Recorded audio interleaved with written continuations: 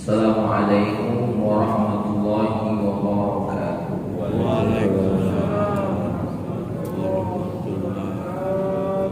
Alhamdulillah, wassalatu wassalamu ala nabiyyina Muhammadin bin Abdillah wa alihi wassahabah amma ba'du. Qala Allah ta'ala fil Qur'anil Karim, a'udzu billahi minasyaitonir rajim. Rabbi shrah li sadri wa yassir li amri wahlul 'uqdatam min lisani yafqahu qawli. Sadaqallahul azim. Allahumma inna nas'aluka fahman nabiyyin wa hifdzal mursalin wa ilhamal malaikatil muqarrabin. Ya Fattah ya Alim, iftah qulubana futuhal alim. Allahumma inna na'udzubika min 'adzabil qabri من عذاب النار ونعوذ بك من فتنة المحيا والممات ونعوذ بك من فتنة المسيح الدجال. Amin amin ya rabbal alamin.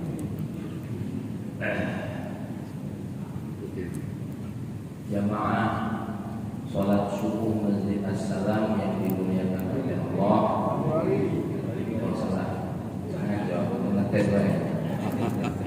Jemaah salat subuh Masjid Al-Bari yang dimuliakan oleh Allah.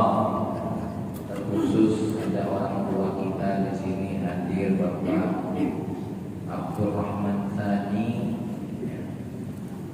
Mudah-mudahan kita semua dan beliau menjadi hamba Allah yang bertakwa. Amin. Bapak Ibu semua yang dimuliakan oleh Allah, kita akan membahas tentang hadis yang diriwayatkan oleh yang diriwayatkan dari Sayyidina Umar bin Khattab, yang meriwayatkannya adalah Imam Muslim. An Umar aywan radhiyallahu ta'ala anhu, dari Sayyidina Umar radhiyallahu ta'ala anhu qala bainama nahnu julusun 'inda Rasulillah sallallahu alaihi wasallam dzata yaumin ketika kami sedang duduk-duduk inda Rasulullah, di samping Rasulullah sallallahu alaihi wasallam satu hari, idh qala alaina rajulun syadid bayad thiyab, tiba-tiba muncul kepada kami laki-laki yang sangat putih bajunya, syadidun sawad sya'ri, rambutnya sangat hitam, la yura alaihi atharu safari, tidak kelihatan bekas dia ini dari perjalanan jauh, baik wajahnya, baik badannya, baik telapak kakinya, jadi tidak ada nampak bekas jalan jauh. Kalau habis jalan jauh itu kita tengok rainya juga cahaya itu habis dari Malaysia. Wala ya'rifuhu minna ahadun. Ini orang yang datang ini tidak ada yang kenal. Ya, kita lalu meninggal, kita nengok, ini bukan mau meninggal, bukan mau musyawarah. Ini tidak ada yang kenal, ini aneh ini. Hatta jala saya Nabi sallallahu alaihi wasallam, kemudian duduk beliau langsung kepada baginda Nabi Muhammad sallallahu alaihi wasallam, fa asnada rukbatayhi, bahkan bukan cuma di hadapan Nabi, tapi apa? Menempelkan dua lututnya ila rukbatayhi, kepada dua lutut baginda Nabi, saling tempel menempel. Wa wada'a kaffayhi ala fakhidayhi, bagaimana nak bikin kaget, tangannya diletakkan di pucuk paha baginda Nabi. Setelah datang yang kenal, ditambah lagi datang langsung berhadapan dengan Nabi, berhadapan saling tempel lutut melutut. Kemudian dua telapak tangannya nempel di paha baginda Nabi. Aku yakin kalau ini berlaku pada diri kita, pengajar, wanita. Wa qala ya Muhammad, lalu tiba-tiba juga berkata, "Hei Muhammad, akhirnya an Islam, kabarkan kepadaku tentang Islam." Wa qala Rasulullah SAW, "Al-Islam an tashhada an la ilaha illallah."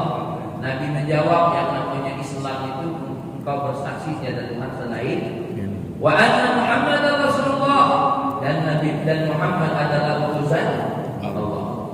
Wa tuqimus shalah, engkau menegakkan salat, wa tu'tiyaz zakat, engkau membayar zakat, wa tasuma Ramadan, engkau berpuasa bulan Ramadan, wa tahujjal baita in istata'ta ilaihi sabila, kemudian engkau melaksanakan haji jika engkau mampu atau mendapatkan jalan untuk melaksanakan haji. Qala sadaqta fa'ajibna lak. Apa kata Sayyidina Umar? Dia bertanya, minta jawaban, sudah dijawab oleh Nabi, malah dia ngomong apa? Engkau benar. Nah, ini berarti bukan main. Maka kami kaget. Ini orang bertanya, tapi dia yang ngasih konten, ngasih konten kalau bahasa Palembang, menunjuk penilaian, saudara. Yas'aluhu wa yusaddiqu, dia bertanya tapi dia membenarkan. Qala fa akhbirni 'anil iman. Timbul pertanyaan kedua, kasih kabar, apa itu kabarkan sama kami iman? Qala an tu'mina billah, kau beriman kepada Allah, wa malaikatihi, dan kepada malaikat-malaikatnya, wa kutubihi, kepada semua kitab yang diturunkan, wa rusulihi, rasul-rasulnya, wal yaumil akhir, hari kiamat, wa tu'mina bil qadari khairihi wa syarrihi, dan engkau beriman kepada Allah dengan qadar, dengan ketentuan Allah, khairihi wa syarrihi, apapun itu, entah ketentuan baik atau ketentuan buruk. Qala sadaqta, lagi-lagi ini laki-laki mengatakan apa? Kau benar. Baru yang terakhir, yang ketiga, belum yang terakhir. Yang ketiga, fa akhbirni 'anil ihsan, kabarkan kepadaku tentang ihsan. Qala an ta'budallaha ka'annaka tarah. Kalau kepengen tahu tentang ihsan, apa ihsan itu? An ta'budallah, kamu menyembah Allah, ka'annaka tarah, seolah-olah kamu melihat Allah. Fa illam takun tarah fa innahu yaraka. Kalau engkau tidak bisa melihat Allah, maka sesungguhnya Allah sudah pasti melihat diri. Qala fa akhbirni 'anis sa'ah. Muhammad, sampaikan kepada aku apa itu Qala mal mas'ulu anha bi'a'lama minas sa'il. Apa kata jawabnya tadi? Yang ditanya tidak lebih tahu dari yang nanya. Sahabat lebih bingung lagi. Ya. Ditanya tentang apa itu hari kiamat, kapan itu hari kiamat, lalu dia jawab apa? Yang ditanya tidaklah lebih tahu daripada yang nanya. Qala fa'akhbirni an amaratiha. Kalau begitu kasih kabar sama kami tentang tanda-tandanya saja. Pertama, antali dan amatu rabbataha, di mana seorang budak atau hamba saya melahirkan majikannya.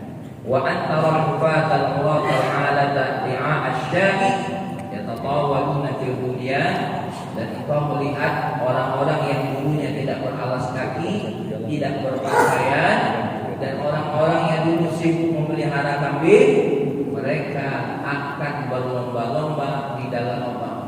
Di dalam meninggikan bangunan. Tsumman qala, kemudian orang itu tiba-tiba pergi, pada bisu malian, ya. Maka aku terduduk bengong.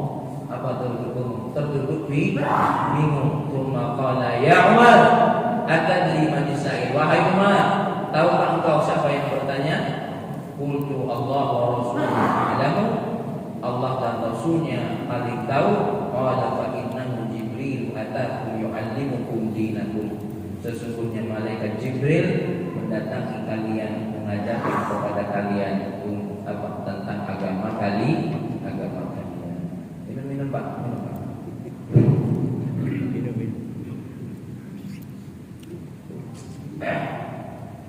Nah, hadis ini berbicara tentang 4 poin. 1 tentang Islam, kedua tentang iman, ketiga tentang ihsan, keempat tentang tanda hari kiamat. Kira waktu tidak cukup ya untuk bahas 4 poin ini. Saya ambil dulu poin yang terakhir, yaitu tanda hari kiamat. Tanda hari kiamat ini banyak. Para ulama mengatakan tanda hari kiamat yang sudah pasti adalah 1, kelahiran baginda Nabi Muhammad sallallahu alaihi wasallam. Kalau Nabi sudah lahir, berarti kiamat sudah dekat. Dekat ini hitungan Allah, bukan hitungan manusia. Seperti kita menghitung hari dari umur 0 sampai 60, lamanya kamu hidup. 70, lamanya kamu hidup. 80, lamanya kamu hidup. Itu kita menghitung itu seolah-olah lama, karena kita ini kecil. Tapi bagi Allah 80 tahun, 100 tahun itu sebentar. Karena nanti di akhirat Om Apek, ketika Om Apek kumpul di padang mahsyar dengan Kak Apek, itu sampai untuk ditimbang atau diadili oleh Allah, itu nunggunya dalam satu riwayat sampai 50.000 tahun. Ya, 50.000 tahun. Bayangkan kita hidup sampai 80 tahun kayak Allah lah nanggungnya. Tangan Om Apek lah kengose, lah nanggung. Penyakit lama belum sembuh lah timbul penyakit baru, banyak yang ulang. Banyak yang ulang. Banyak dihantam sebagai macam ujian, apalagi nanti di padang mahsyar 50.000 tahun. Makanya jangan heran di dalam kitab-kitab yang berbicara tentang padang mahsyar, berapa banyak manusia itu ketika di padang mahsyar belum lagi masuk neraka sudah tersiksa, tergantung amalannya masing-masing. Yang telanjang di padang mahsyar yang telanjang itu yang orang-orang normal lah. Tapi kalau orang-orang yang punya kemuliaan di sisi Allah, Allah yang menutupi aurat. Maka mohon maaf, naik rahmat, ada orang yang tersisa dengan keringatnya sendiri. Di dunia nyium keringatnya lagi bau, apalagi tenggelam dengan keringat. Ya Allah kelak. Ya. Kita dengan keringat sendiri saja di dunia yang belum tenggelam, Ini sengaja Allah letakkan tiak kita di samping hidung kita ini supaya kita tahu nanti ketiak inilah nanti yang menyiksa kita di padang mahsyar. Apalagi sampai ketiak itu kan gelap. Masya Allah. Nah, ya, tidak percaya, matilah. Cobalah kita. Nah, maka banyak sekali tanda-tanda hari kiamat. Salah satunya adalah ketika baginda Nabi Muhammad SAW itu sudah masuk daripada tanda kiamat. Cuma di dalam hadis ini Nabi memberikan tanda-tanda, ada dua hal tanda-tanda ini yang membuat kita, menunjukkan kita untuk semakin dekat. Bahkan ada ulama menyebutkan satu tanda-tanda ketika Nabi datang, tanda-tanda di masa Nabi sedang ada, tanda-tanda setelah Nabi tiada. Maka tanda-tanda ini salah satunya apa? An-talidal amatu rabbataha. Seorang wanita hamba sahaya melahirkan majikannya, baik majikan perempuan ataupun majikan laki-laki. Ulama di sini berbeda pendapat. Apa yang dimaksud dengan hamba sahaya melahirkan majikannya? Yang pertama, ya, ulama memberikan isyarat bahwasanya apa? Terlalu banyak orang-orang yang durhaka sama orang tua. Jadi ini sebuah kinayah, seolah-olah ibu itu adalah hamba sahaya melahirkan siapa? Majikan, di mana anaknya lebih berkuasa kepada siapa? Ibunya. Di mana anaknya lebih patut dituruti oleh siapa? Ibunya. Di mana anaknya lebih berharap dimuliakan daripada harus memuliakan siapa? Ibunya dan orang tuanya. Sekarang nampaknya banyak yang tanda ini, ya, di mana seorang anak mau laki-laki mau perempuan nampak lebih berkuasa dari siapa? Daripada ibunya sendiri. Ini yang pertama, ya. Yang pertama, luar biasa. Ya. Lebih hebat lagi, ya mohon maaf sekarang ini istri jauh lebih dimuliakan dari siapa? Daripada ibunya sendiri. Bagi para laki-laki yang punya ibu, ya, kadang-kadang hadiah terhadap istrinya jauh lebih banyak daripada siapa? Hadiah terhadap siapa? Terhadap ibu. Terhadap ibu. Dua orang ini bagi laki-laki manapun punya tempat dan posisi yang harus diberikan. Baginda Nabi menyebutkan khairukum li ahli. Sebaik-baik kalian adalah orang-orang yang paling baik dengan siapa? Istrinya. Tapi di satu sisi, ya, baginda Nabi Muhammad SAW menyebutkan apa? Bahwasanya seorang ibu memiliki 3 derajat daripada di atas ayah. Maka banyak orang bertanya, mana yang lebih terdahulukan, ibu atau istri? Ya. Saya pernah dapat satu jawaban yang sangat bijak dari seorang guru kami, Al-Habib Abdullah bin Muhammad Baharu, ketika kami sedang kumpul beliau di Indonesia. Ya, kalau tidak salah kumpulnya di Bogor. Ada seorang adik kelas kami bertanya, mana yang lebih dahulukan? Apa kata beliau? Berikan hak ibumu dengan tanpa mengambil hak istrimu. Berikan hak istrimu dengan tidak mengambil apa? Hak ibu. Nah, ini ungkapan yang paling hebat. Ya, berikan hak ibumu, tapi jangan sampai meninggalkan hak istrimu. Berikan hak istrimu, jangan sampai meninggalkan apa? Hak ibu. Ayo. Maka sekarang ini durhaka banyak. Bentuk durhaka itu macam-macam. Kalau nak dicatat bentuk durhaka itu banyak, terutama dari lidah, dari ucapan, ya, dari sikap, dari apa lagi kira-kira. Ya. Nah, yang ibu dimuliakan oleh Allah, saya akan ada satu cerita nyata cerita nyata. Ya, apa cerita nyata ini? Ada seorang ibu, ya, dulu punya anak. Anaknya tuh matonya kok, anak tuh matonya peceng. Mato anaknya kok peceng. Apa kalau bahasa Indonesia peceng? Buto sebelah, ya, pijet. Subhanallah, balik sekolah, ini anak dicaci maki terus, ya, dicaci maki. Ini bukan peceng, buta, ya, buta. Mereka salah, ya peceng lah, anaknya salah, matanya buta satu. Ketika ini anak dicaci maki balik sekolah, ibunya nanya, ya, ibunya nanya, kenapa nangis? Iya, ibu, saya di sekolah dicaci maki oleh kawan-kawan karena punya cacat mata sebelah. Ibunya menghibur, tak usah khawatir lah, ya. Nanti menjelang bulan Ramadan, ibu akan kasih hadiah kamu yang luar biasa. Nah, kan senang kalau dengar apa? Bakal dapat hadiah, ya. Ditunggu-tunggulah hadiah ini. Ditunggu hadiah ini, ya. Satu hari ibunya ngajak ke rumah sakit.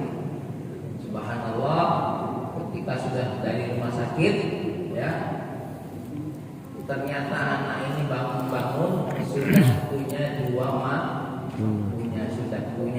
mata. Lalu anaknya berkata, ibu, alhamdulillah matanya bisa lihat semua. Ya, kamu, saya penasaran, mana hadiah yang ibu janjikan? Ya, apa kata ibu? Mataku yang satu kuletakkan di matamu, ya. Maka inilah hadiahku untuk diri. Itu hadiah besar atau hadiah biasa itu? Tergantung. Kalau anak durhaka, ayo sini di mata. Tergantung. Kalau bagi ibu-ibu yang tak durhaka sama orang tuanya, besar ini hadiah. Yang tadinya tidak bisa melihat, jadi bisa melihat. Oh, satu hari, masya Allah, ini anak luar biasa, sukses, luar biasa, tinggallah di luar negeri. Kalau tidak salah, dia tinggal belajar di Singapura dan bekerja di Singapura. Ya. Ibunya, awal hasil ibunya yang tadinya matanya lengkap jadi berapa? Tinggal satu lah. Ya. Matanya tinggal satu. Walhasil, ya, dia sudah lama di daerah luar negeri. Dia tahu baca koran, tengok, anaknya subhanallah satu sudah berhasil, yang kedua sudah menikah, ditengoknya anaknya cantik lagi menantunya, ya. Kemudian subhanallah ibu-ibu sudah punya cucu pula. Alhamdulillah. Sampai dia satu hari dengar di kampung itu ada kawannya yang sama-sama kerja di sini. Dia minta tolong sampaikan sama siapa? Sama kawannya, sampaikan salam ibu kepada dirinya. Ibu sudah rindu, sudah lama tidak pulang. Subhanallah, disampaikan. Dan kalau bisa saya minta alamat.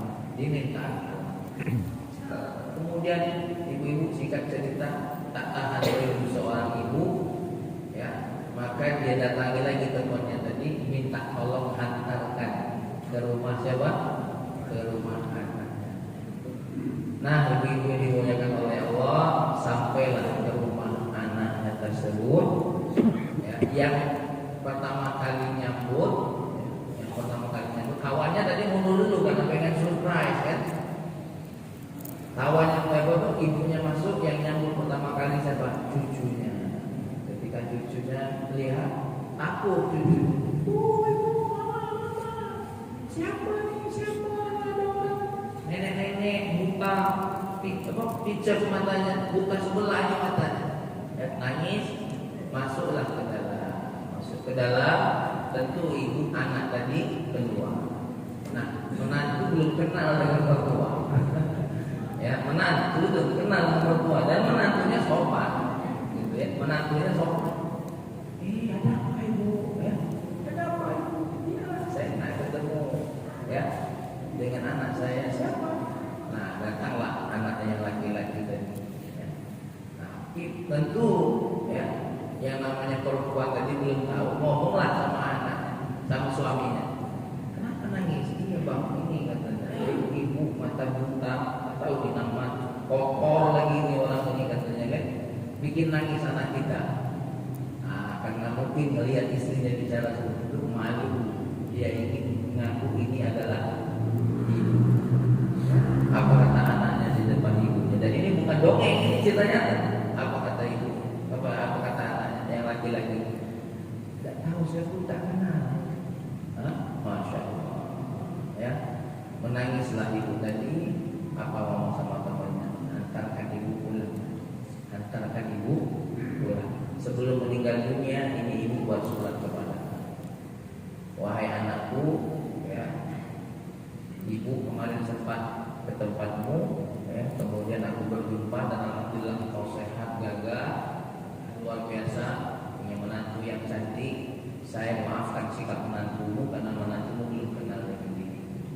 Juga dia memaafkan sikap cucuku belum kenal dengan siapa? Dengan diriku. Tapi ada hal yang membuat ibu merasa terganjal. Apa? Engkau tidak mengenal dengan diri. Mungkin wajar engkau tidak mengenal. Kenapa? Satu, ibu sudah tua. Yang kedua, ibu sudah tidak terurus, ya, karena engkaulah anak satu-satunya. Dan yang ketiga, apa? Ibu matanya sudah buta. Jangan lupa nak, matamu yang satunya adalah milik, ya. Maka engkau berbahagia, ibu pun bahagia. Ya, subhanallah. Tak lama sampailah surat. Kata-kata itu menyentuh hati anaknya. Akhirnya dia pulang bawa menantunya cucu. Apa yang terjadi? Sampai di rumah kosong. Ya, ditanya tetangga, ada apa? Cari siapa? Cari penghuni rumah ini. Oh, ibu ini sudah pindah. Dihantarlah oleh tetangga tadi. Ternyata sudah pindah ke mana? Sudah pindah ke kubur. Ya, nah, disitulah menangis, ya, menyesal sejadi-jadinya seorang anak. Nah, inilah salah satu bentuk durhaka. Banyak bentuk durhaka ini, ya. Bentuk durhaka ini banyak. Orang tua ngomong tak dipandang dengan indah, durhaka banyak, ya. Banyak bentuk durhaka orang anak kepada siapa? Kepada orang tua. Ala kulli halin, saya ingat nasihat ayah anda Haji Saiful Hadi Maafi BH. Menjelang saya baru datang, apa kata beliau? Nih, orang tua tuh umurnya makin tua makin cerewet. Orang tua tuh makin tua makin aneh-aneh aja keinginannya. Ya, maka satu kata beliau, siap-siaplah menghadapi kondisi orang tua. Apa kata beliau? Kau sebagai anak bisa jadi tersakiti oleh sikap orang tua, tapi hati-hati kalau anak menyakiti hati orang. Ala kulli halin, ini ya tanda-tanda dari baginda Nabi kepada kita bahwasanya saat ini orang tua kita sudah seperti budak kita sendiri. Ya. Orang tua itu sudah diomongnya apa? Kau sudah menyusuiku, kau sudah melahirkanku, kau sudah membesarkanku. Sudah, kau seperti apa? Budak, seperti itu. Padahal ibu-ibu, baginda Nabi punya ibu sesusuan. Siapa ibu sesusuannya? Halimatus Sa'diyah. Ketika beliau datang, baginda Nabi menyambutnya seperti ibunya sendiri. Itulah baginda Nabi, padahal itu ibu sesusuannya. Ya, ini luar biasa. Baik. Yang berikutnya apa makna antali dan amatul rabbataha? Ada lagi ulama mengatakan apa? Ini tanda anak-anak hasil zina sudah banyak. Karena seorang budak hamba sahaya itu kan orang yang tidak punya dirinya sendiri, melahirkan anak yang tanpa seorang suami. Seorang budak zaman dulu, kerajaan zaman dulu itu selir-selir.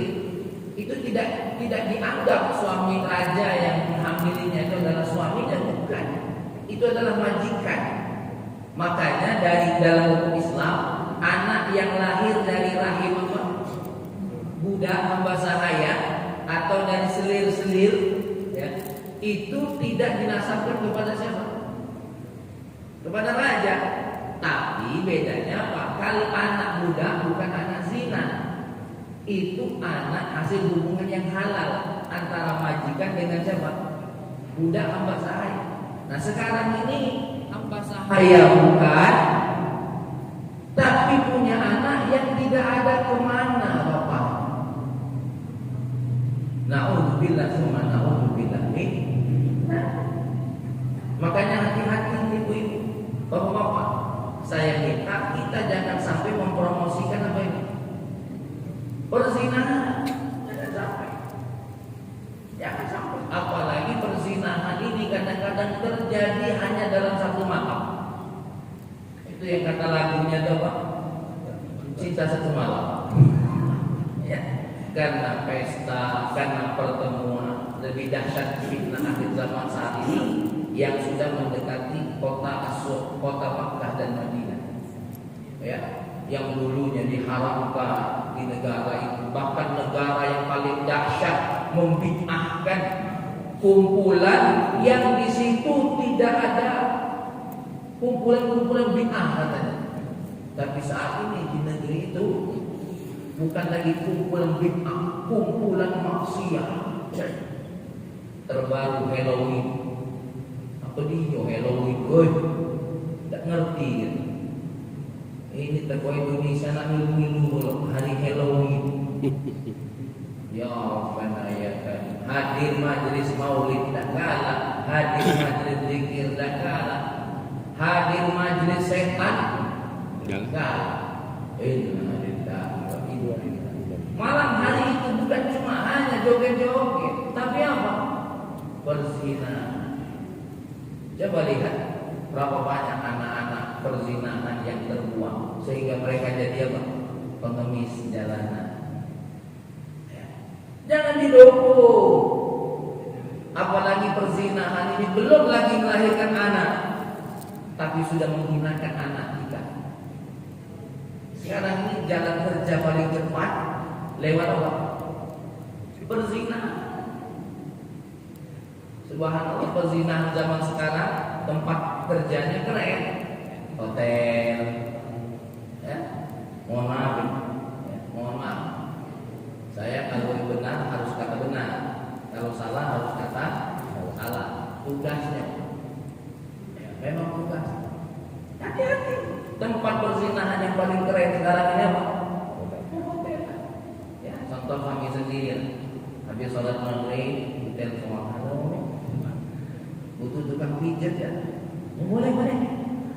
Saya karena sholatnya jamaah, langsung sholat isya. Pas lagi sholat isya, saya lama terpikir, tukang pijat aja lanang, begitu.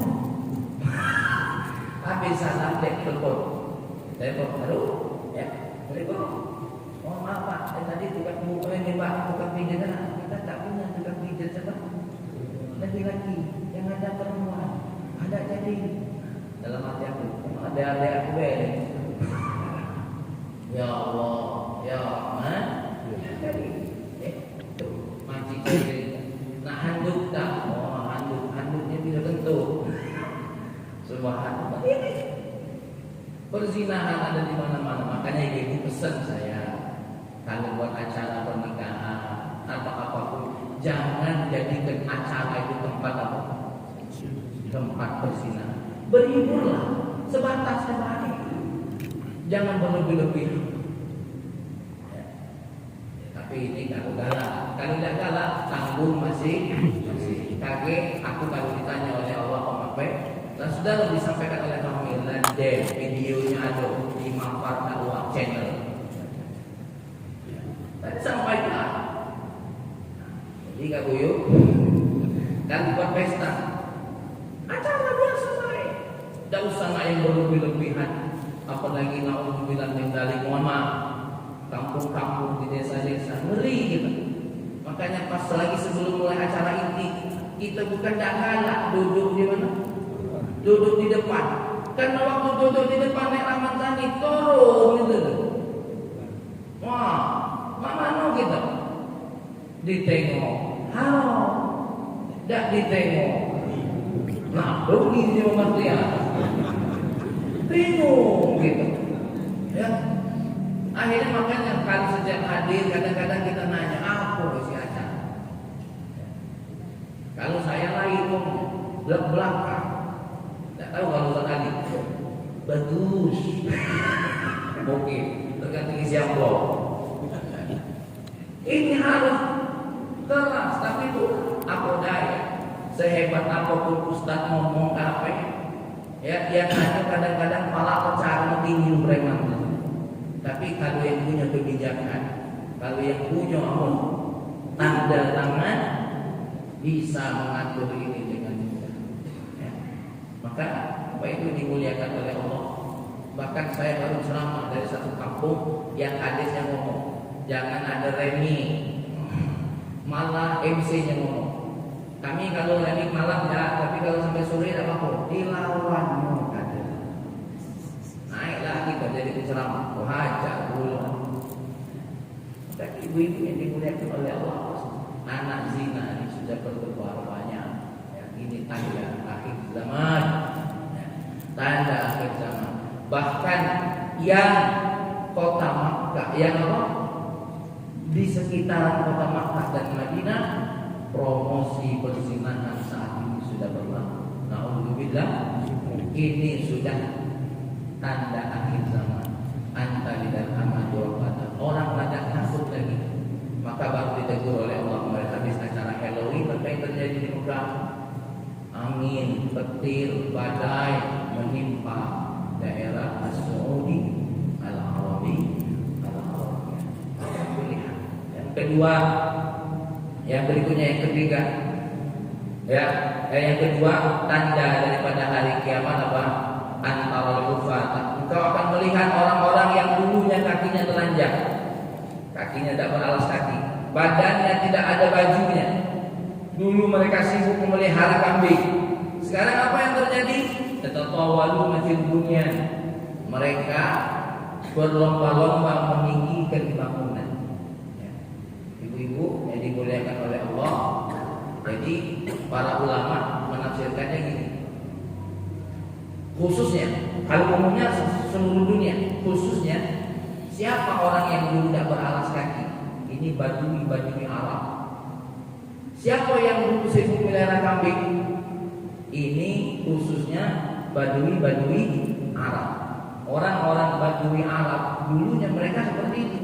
Tapi saat ini ketika mereka jadi orang-orang kaya karena minyaknya, karena segala macam, lihat mereka berlomba-lomba membuat bangunan setinggi-tinggi. Ya, ada Burj Khalifa di Dubai, bangunan tertinggi sampai di atas awan. Kalau kita lihat seberapa tinggi lah bangunan kita, lo masih jauh. Tinggilah menara Masjid Al-Bani.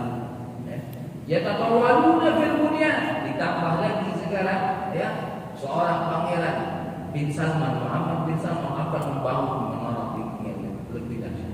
Dan mereka akan berkata, apa kata beliau? Akan hadir Eropa terbaru di Syarqi Asia, di Timur Tengah.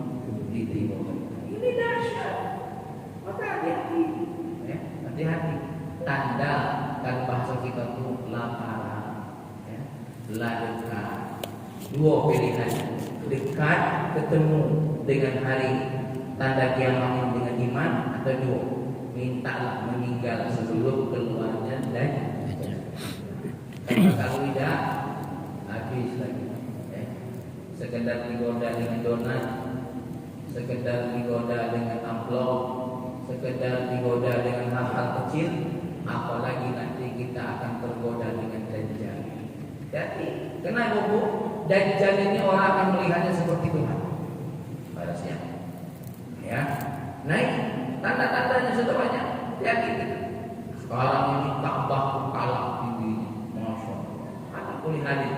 Tapi yang jadi masalah bukan tingginya bangunan, yang jadi masalah ketika mereka diberikan oleh Allah nikmat, mereka tidak bersyukur kepada Allah. Bahkan menjadikan apa yang Allah berikan ini sebagai apa? Sebagai jalan untuk apa? Untuk kufur kepada Allah, untuk ingkar kepada Allah. Uang yang mereka punya, tahta yang mereka punya, subhanallah. Alangkah memedihkan hati kita tengok entah perempuan berhijab niat atau tidak di sana tuh, entah mereka yang sekedar berpakai hijab, wallahu alam, mereka melakukan maksiat. Kalau di negara lain kita mungkin tidak perlu kaget, ya. Nah, ini negara yang di situ mestinya takutnya kepada Allah jauh lebih tinggi daripada kita yang ada di lubuk linggau. Yalah, ala kulli halin yang namanya iman dan tempat memakai, yang namanya iman, Islam dan ihsan tidak mengenal tempat. Ya. Sekalipun kita ini mungkin jauh dari baginda Nabi, ya, tidak berjumpa dengan baginda Nabi, tidak mendengar suara baginda Nabi, tapi kita alhamdulillah subuh ini masih galak sholat. Alhamdulillah seayat dua ayat masih galak kita baca. Maka orang-orang yang seperti ini, mereka lah orang-orang yang dirindukan oleh baginda Nabi yang disebut dengan nama ikhwan. Mudah-mudahan yang hadir di sini adalah ikhwan baginda Nabi.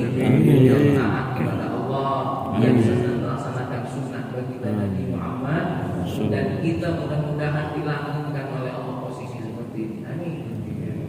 Kita boleh punya apapun di dunia ini, tapi jangan lupa kelilingi apa yang kita punya dengan keimanan, dengan keislaman, dengan akhlak yang baik. Barangkali ini saja, karena ini sudah siang. Pada dasarnya Bang punya catatan banyak untuk menyampaikan ini, tapi harus boleh buat karena kita ini subuhnya cepat, ya. Dan nampaknya juga lagi dapat sajian hari ini. Kita berdoa kepada Allah, mudah-mudahan Allah jaga takwa kita. Allahumma shalli wa sallim ala sayyidina Muhammad wa ala ali sayyidina Muhammad. Ya Allah, mau tidak mau akhir zaman sudah dekat dengan kami, ya Allah. Walaupun kami tidak dikasih tahu oleh baginda Nabi apa tepat waktunya itu akan terjadi, tapi yang pasti ya Allah, akhir zaman yang paling dekat adalah kematian kami, ya Allah. Kami mohon ya Rahman ya Karim, lindungi kami daripada fitnah menjelang kematian, ya Allah. Ya Allah, kehidupan yang Kau berikan kepada kami, kekayaan, kemampuan, semuanya mudah-mudahan tidak menjadi sebab kami lupa kepada-Mu, ya Allah, tapi justru kami semakin bersyukur kepada-Mu, ya Allah. Ya Allah, kesulitan yang kami hadapi, miskin, fakir, orang biasa, tak punya tahta, nama pun tak terkenal, ya Allah. Cita-cita mungkin tak tercapai, berikan kami kesabaran, ya Allah. Karena sejatinya tujuan dan cita-cita utama adalah menjadi hamba-Mu yang bertakwa. Ya Allah, ya Rahman, ya Karim, jaga kami, jaga anak-anak kami, jaga keturunan kami, ya Allah, dari fitnah akhir zaman, dari fitnah kehidupan, dari fitnah kematian, ya Allah. Jaga mereka dengan iman, jaga mereka dengan Islam, jaga mereka dengan ihsan. Ya Allah, berikan mereka kendaraan ilmu untuk mengenal kebenaran. Ya Rahman, ya Karim, ya Allah, ya Rahman, ya Karim, kami minta, kami yang sudah Kau berikan hidayah ini, ya Allah, tetapkan sampai akhir hayat kami untuk tetap memegang teguh kalimat la ilaha illallah Muhammadur Rasulullah sallallahu alaihi wasallam. Ya Allah, semua amal ibadah kami yang diisi dengan kekurangan dan ketidakkhusyukan, mudah-mudahan ya Allah Kau terima dan Kau sempurnakan kekurangannya.